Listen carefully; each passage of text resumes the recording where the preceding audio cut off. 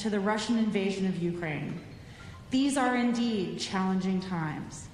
But throughout these challenging times, we have seen Taiwan remain a steadfast defender of shared democratic values, including, of course, religious freedom. As Secretary Blinken mentioned in his remarks to launch this year's annual International Religious Freedom Report, religious freedom is one of the United States' deepest held values and a fundamental right.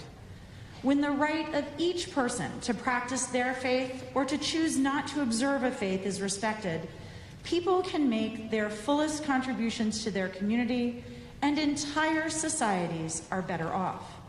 Taiwan is an excellent case study for this. Taiwan's success in providing legal protection to and respect for a wide range of faiths enables a diversity of religious communities in Taiwan to flourish, benefiting both Taiwan and the international community.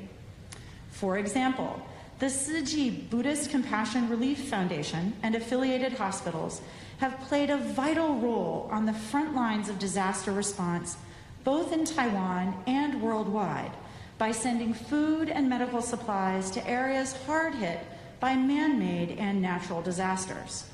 SETN-SNG has provided both direct financial support to Ukrainian refugees in Poland, as well as donating $10 million to the UNICEF emergency response effort to support vulnerable children and families impacted by the ongoing war in Ukraine and those who have fled to neighboring countries.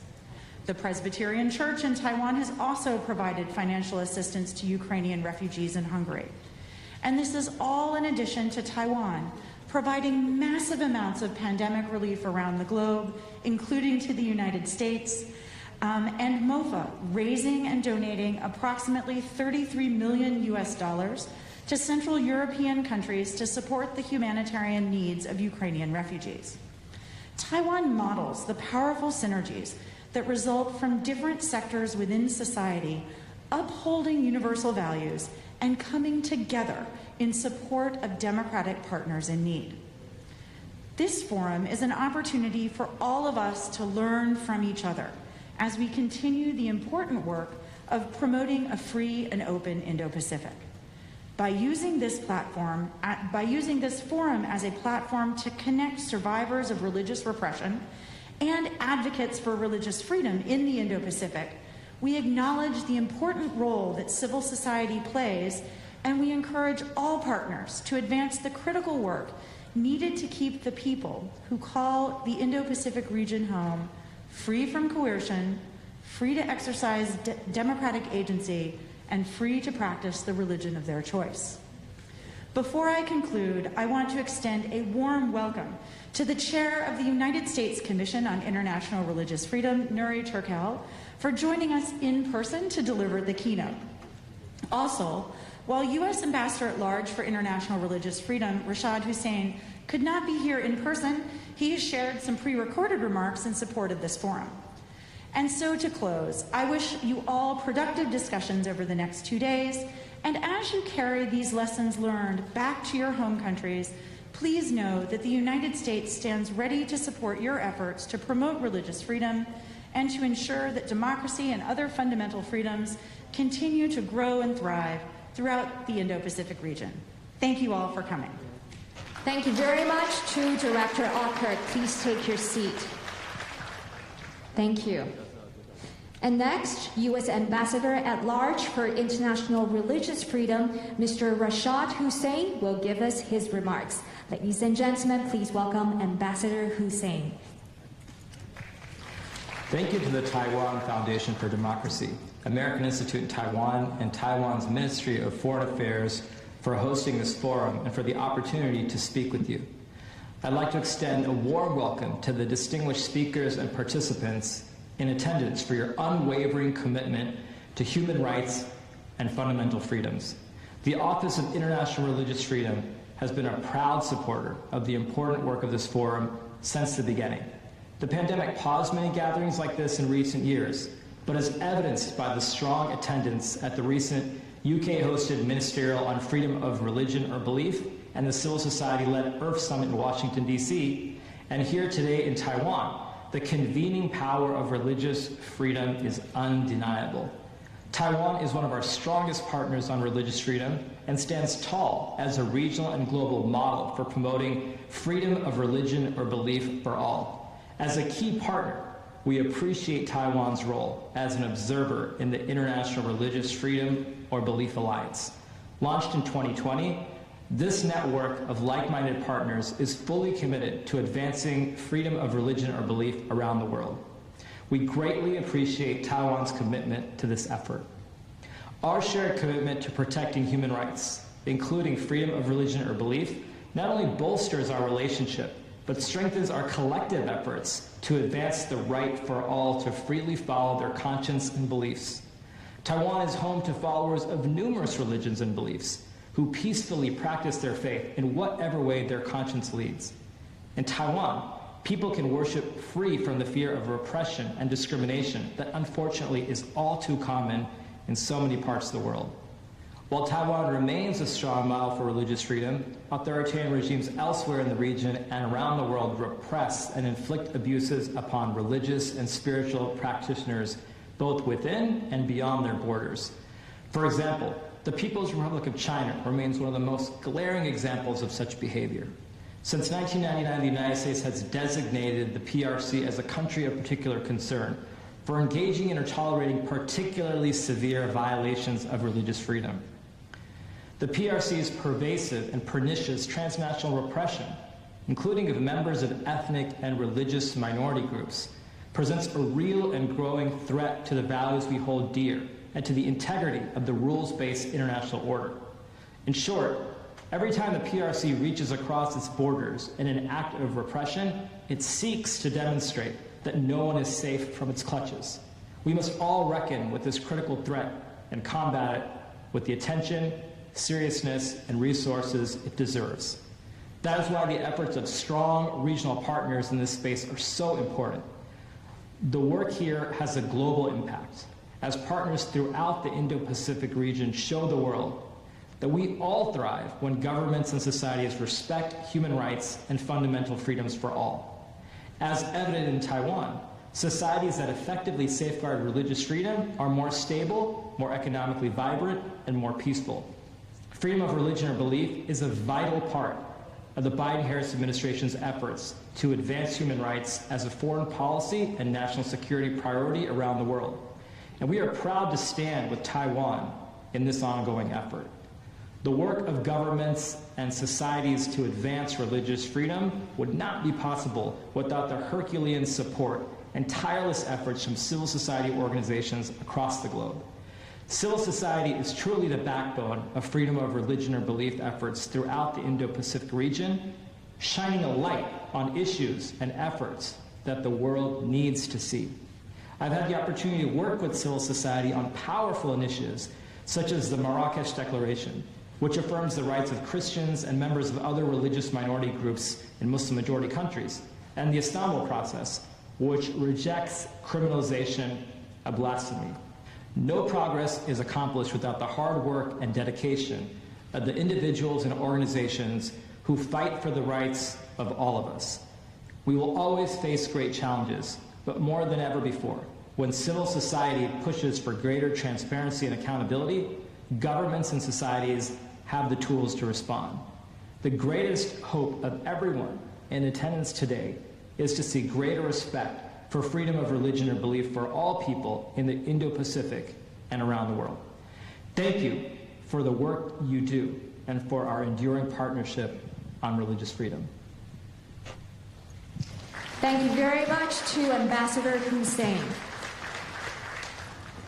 接下来要邀请总统致辞 And now, ladies and gentlemen, please join me to give a warm welcome to Her Excellency President Tsai Ing-wen.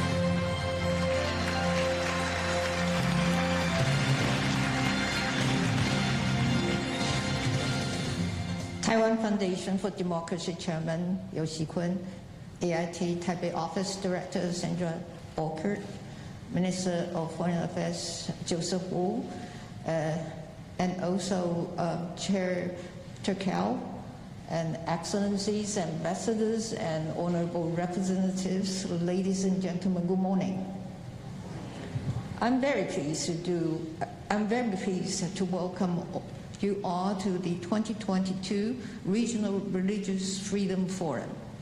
After 2 years fighting the pandemic, we're delighted to be hosting this event again.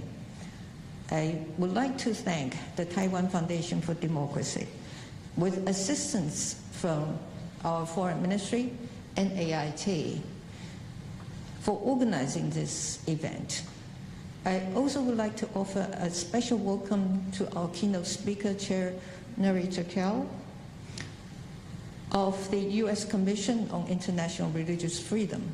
Mr. Kell has worked for over 2 decades in the field of human rights and has devoted himself to speaking up for victims of religious persecution, including the Uyghur people. In these challenging times, it is inspiring to join Mr. Chakell and civil society representatives from around the world to discuss freedom, human rights, and equality. These are values we in Taiwan deeply treasure. Religious freedom is a universal human right, but in recent years, we have seen authoritarian regimes repress this fundamental freedom on an ever greater scale. Taiwan knows what it means to stand on the front lines of authoritarian aggression, and we are deeply committed to advancing religious freedom at home and abroad, including by supporting those who cannot exercise that fundamental rights. With our work to protect and advance religious freedom in Taiwan, we aim to provide a model of inclusiveness for the broader Indo-Pacific region. As we welcome people from different backgrounds to our shores, Taiwanese society is leaning to embrace differences and appreciate diversity. As we are particularly proud that Taiwan was recently recognized as an inclusive destination for Muslim travelers. Taiwan is also contributing to international efforts to promote and protect religious freedom.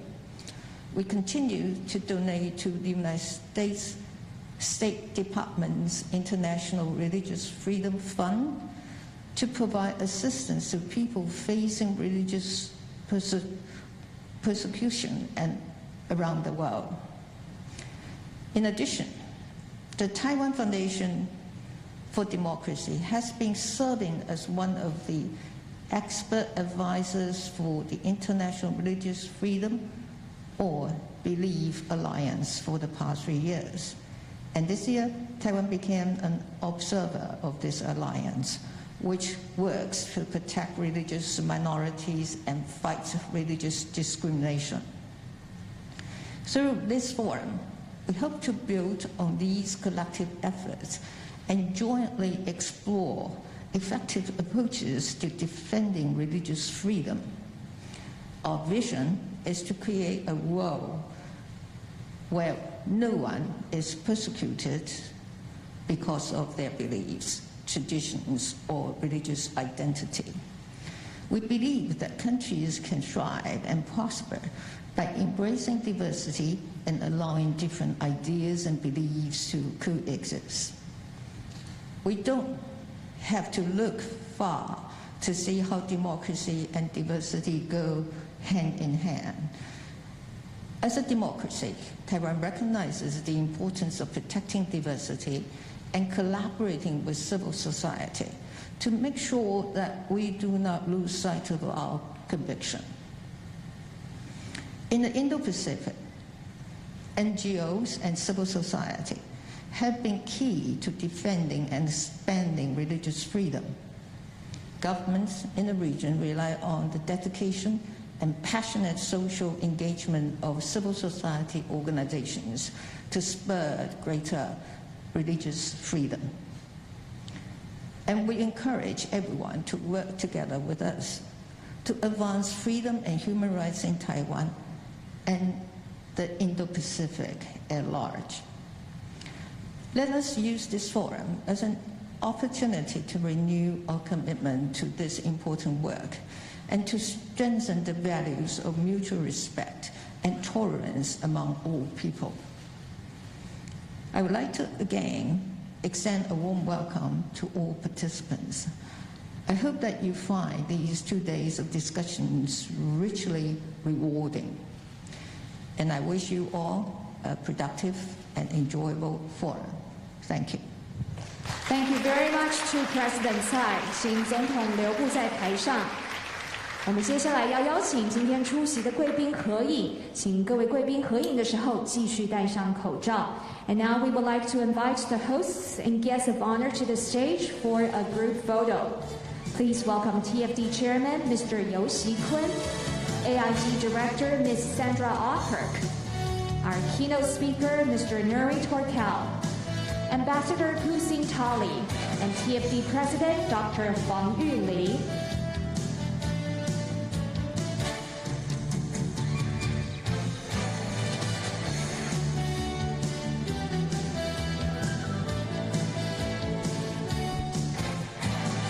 Okay, ladies and gentlemen, please look at our photographers in the center.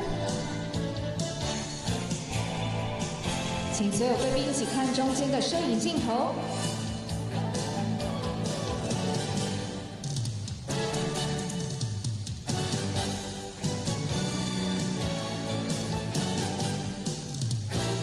Thank you very much for joining the photo shoot. 谢谢所有贵宾参与我们的合影。Please remain on the stage.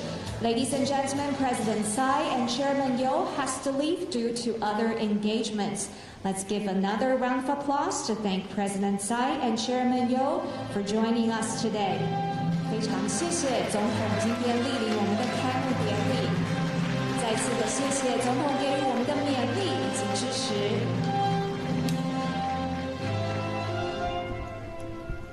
Thank you very much. Please take your seats.